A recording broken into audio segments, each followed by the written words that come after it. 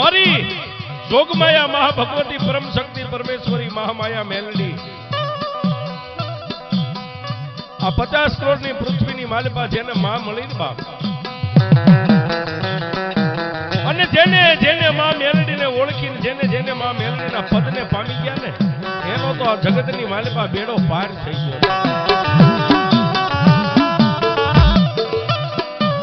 આવડા મજવડી ગામની માલિકા, ગામના ઝાપાની માલિકા 7-8 દેવી પૂજકના મકાન રહી ગયા છે બાપ.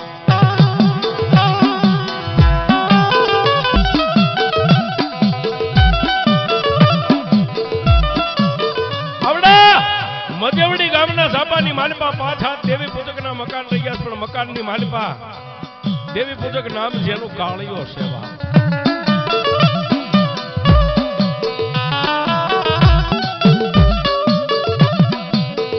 આવડા દેવી પૂજક કાળિયાને એકની એક દીકરી નામ જેનું સોનલ સેવા.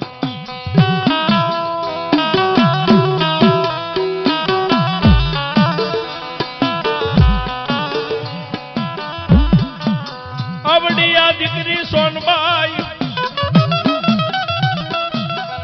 થોડા ઉંમર લાયક થતા કાળિયાએ ઈ દેવી પૂજકે પોતાના સમાજના રીત રિવાજ પ્રમાણે દીકરી બાના સંબંધ કર્યા છે.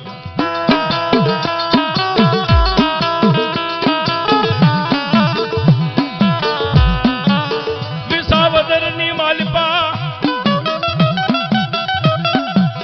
આવડિયા દેવી પૂજકના દીકરી સોનબાઈના જેને સંબંધ થઈ ગયો છે.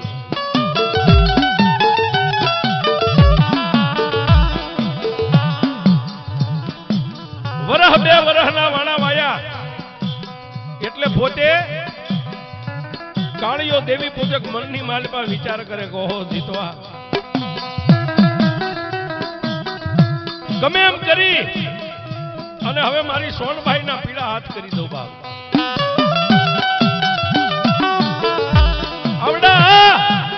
મજવડીની માલિકા તરખાયા પૂંગ્યા મીડિયા ઢોલ વાગવા હેડબાંગ હેડબાંગ હેડબાંગ હેડબાંગ.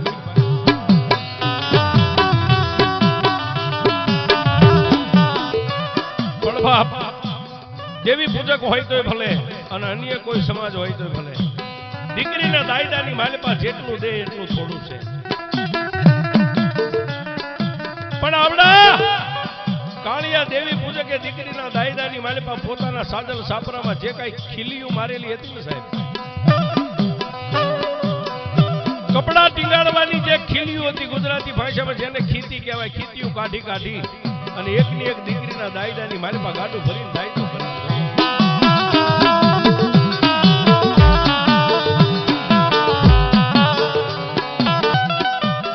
દીકરી સદાયની માટે મજવડીના ઝાડવાને મેલી અને રડતા હૃદય હાલી નીકળ્યા.